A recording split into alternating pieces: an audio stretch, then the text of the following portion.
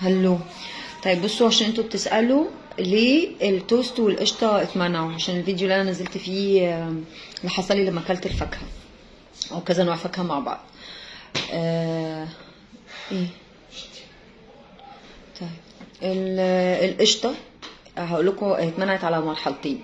كان الاول مسموح بالقشطه عادي البلدي اللي بنجيبها من عند اللبانين دي، اوكي، وبعدين انا اكتشفت ان هم بيعملوها برضو بالسؤال. يعني انا ليا اصحاب كتير وليا ناس وابو ابني مهندس تكنولوجيا اغذيه، فالناس دي تبقى حاطه ايدها في الاكل، بتعرف تعمله يعني تعرف هو بيتعمل ازاي، تمام. وانا بعرف اوصل، يعني انا دايما بدقق قوي في الحاجه دي بتتعمل ازاي وبتتصنع ازاي، ماشي. يمكن عشان انا كنت متجوزه راجل مهندس تكنولوجيا اغذيه، فاوريدي الحاجه اللي بتتصنع بتتعمل قدامي.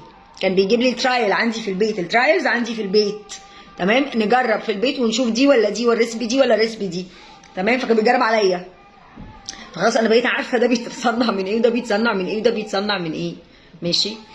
ف وبرده انا بعرف لازم اسال وادقق. فالمهم يعني انا فضلت ورا الموضوع، لان انا باكل القشطه لما بلاقي نفسي باكلها على فترات ما بتعبش كوجع عظمي، والعظم ما بحسش فيه بألم، بس معدتي في شويه زمزقه.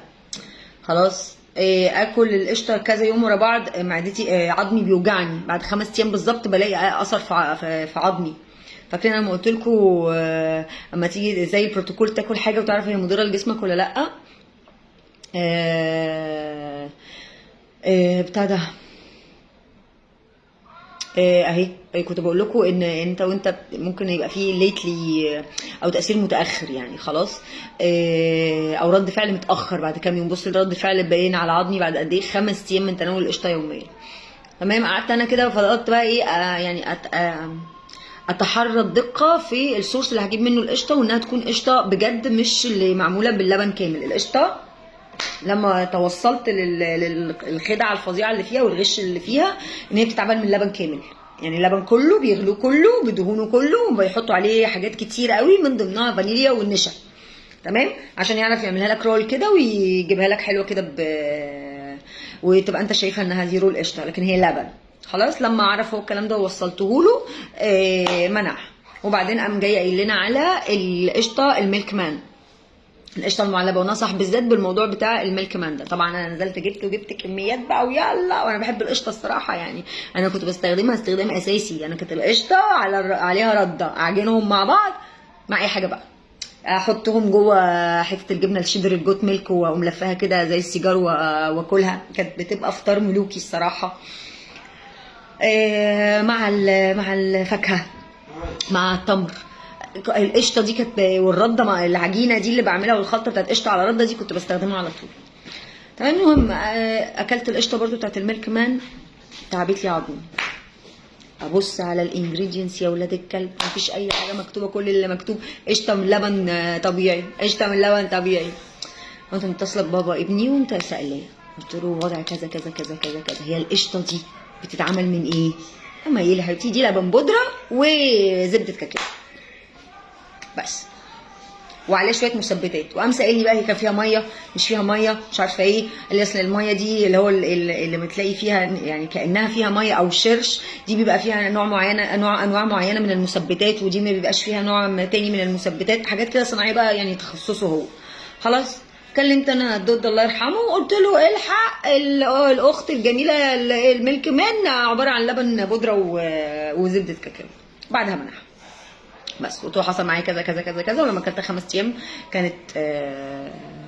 كانت تعبت لي عظمي، بس بعدها اتمنعت الحمد لله، منعها خلاص. وبطلنا القشطه خالص، لان احنا مش عارفين نجيب قشطه كويسه منين، كله مضروب كله مضروب كله مضروب.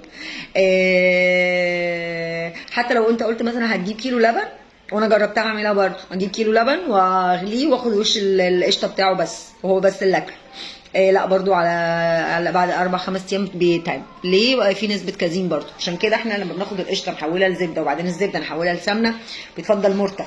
المرته دي عباره عن ايه؟ عباره عن الكازين اللي كان في القشطه، الكازين اللي كان في القشطه اتحرق ونزل تحت بقى مرته، عشان كده المرته اصلا مش معانا لانها كازين محروق كمان. يا ريت كازين عايز، لا محروق. ماشي. التوست بقى، التوست ده اخر حاجه اتمنعت، ويعني مثلا في اخر مثلا سنه ونص سنتين مثلا انا اوريدي كنت منعاه من بعد سنه ونص على النظام، يعني احنا بقالنا 4 سنين اهو معاه خلاص.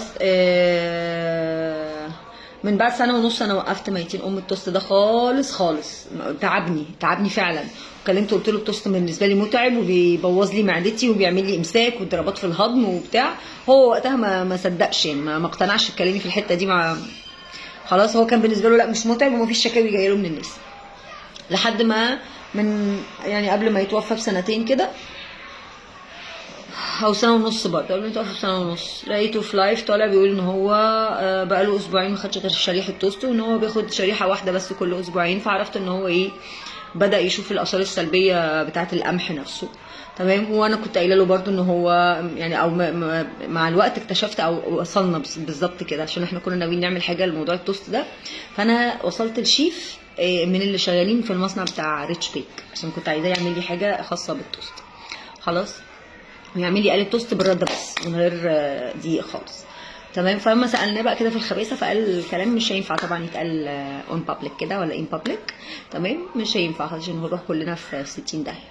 بس صدقوني الريتش بيك عباره عن دقيق ابيض، وبيتحط له لون اسمه مسمر خبز.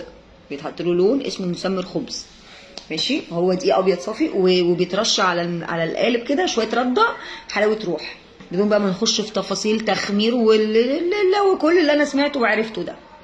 انا اصلا لما سمعت هذا الكلام انا اوريدي مع تعبي عرفت انه منه، فوقفته خالص منعه. وهو جه بعد كده قال لك انا باخد 1 أو 2 في الشهر، بياخد واحده كل اسبوعين، شريحه واحده، ماشي.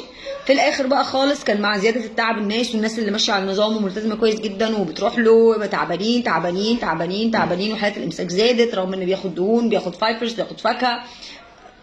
طلع هو قال ايه، وكان في دبي وقتها، قال لك ريتش بيك لا وحش وسيء، ونوع القمح اللي بيتعمل بيه سيء جدا وحش جدا وتعب الناس.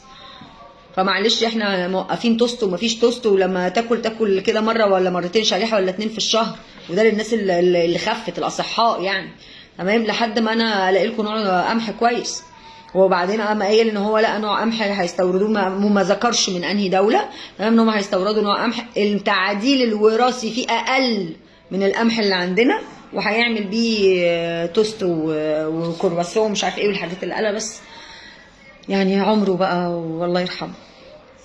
فدي القصه بتاعت التوست والقشطه ليه اتمنعوا. بس انت بقى عايز تاكلهم يا كتكوت، كلهم قلبي، صحه وهنا براحتك، صحتك اخويا مش صحتنا خالص.